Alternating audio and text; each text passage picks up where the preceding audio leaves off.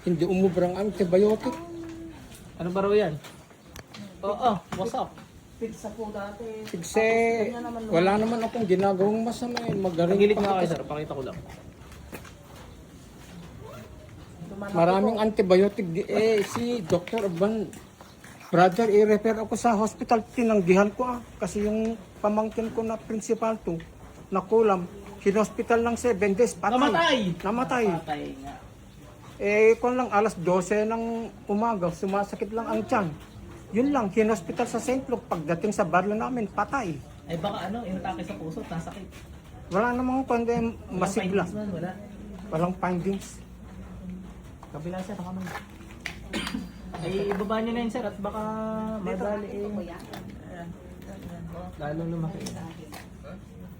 Naku, nakulam. Kinulam mo. Si sir, yan ang kumulam mo. Misis ko. Misis niya pala yan. Pikit ha, pikit. Alisin mo ginawa mo dyan. Aloy! Oh! Woo! Woo! Woo! Aloy! Hindi ko pwede persahin. Alaki ng sugat eh. Gilitan ko na lang. Okay na sir, tinanggal ka na. Tala niya, hindi ka masakit. Sakit pa sir o wala? Wala na. Ulitin nyo nga sir kanina. Aloy! Wala na. Wala na. Kaya nagamot na ako. Ay, oo sir, wala na eh. Tignan nyo sir, wala na yung sugat nyo. Joke lang. 7 days sir, mahigit. Ang importante sir, hihilom na yan. Hindi na ko gamitin yung... Chocolate. Brother, may reseta ni Dr. Urban na Naumpisahan nyo na. Mupirusin. Hindi, stop namin. Hindi, maganda yun. Gamitin nyo, maganda yun. Ay, tapos Kasi nung una betadine. hindi umubra eh. Hindi po, gagana na yun ngayon kasi nalisan natin. Ay, Maganda po yung gamot na yun. so, Mabilis makahilom ng sugat yun. Ituloy po namin. Tuloy na namin. Betadine, agwa, oxina. Hoy, walang agwa. Pupusta ako. Ano ba? Ano yun? Oxina, ano yun? Pinag-aagwa oksinada kayo? Opo. Yung panlinis po. Yun ang nireseta ni Dr. Urban naman. Ano pong ilagay Hindi po? ako niwala. Alam ko, betadine lang tsaka mupirocin kasi yung agwa, sa bagong sugat yun. Ay, ganun.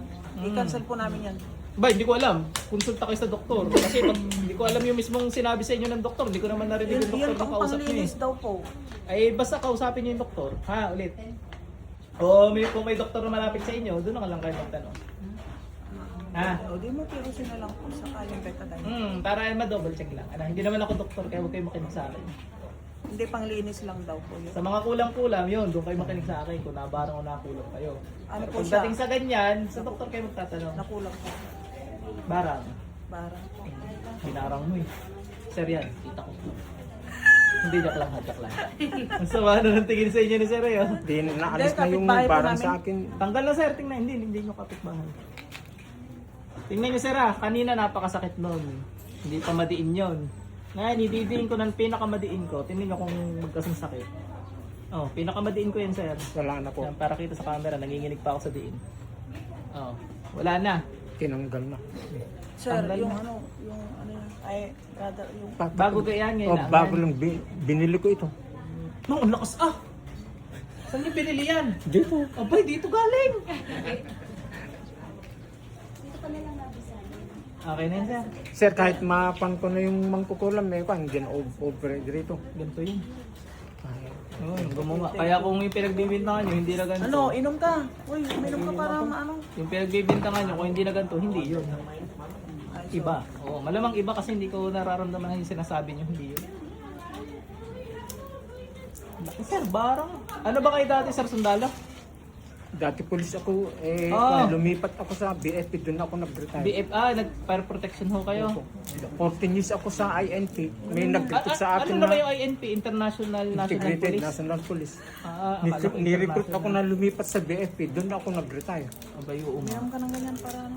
Suka mo kung ano yung mga... Sobra naman talaga eh. Wala akong kasalanan eh. Ay, hindi yun ang ano sir, yung hinala namin, hindi siya. Hindi yun? Ano yun?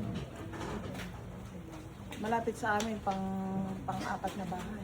Hindi nga ni! Ay, hindi po. Sir, yan talaga eh, kaya nagbibintang yan. Siya talaga. Joke lang, joke lang. Ay sir, maglakad kayo. Tingnan nyo kung gumaan ng pakaramdam nyo pala. Ano sir? Yan, ano, Okay na, sir. Okay na. Aba? Nung nasa bahay ako ng anak ko na pulse, hindi ako makakantala. Masakit talaga. Gumati ako para kung Ganyan. Eh ngayon po, okay na po. subukan nyo nga po buhatin si ma'am kung talaga.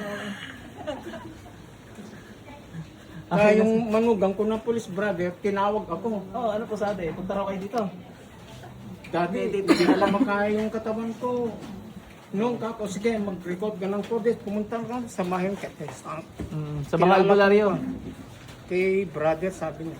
Lumuwas ako, pinilit ko ang katawan ko. Dito sir, dito yun. O sa ibang Dito, barangay. dito. Taga Isabela pa kayo. Sa Isabel. Ay, layo pala sir. At least magaling na kayo sir. Marami Hindi tayo mo ako hinawakan, brother. Hindi ako makalakad talaga. Kahit sa game Sa laki kayo na sugat nyo sir. Ewan ko lang makalakad kayo ng ayos. Ito si ma'am kasi pinabarang. Tingnan nyo natin kung may kulong kayo. Saan? Gagaling naman agad din sir. Tanggal na kasi. Wala naman kaya. Ano lang ang problema ko, ano, Tulog. tulog. Kasi may baby kami na ano, nalagaan yung anak ng pulis.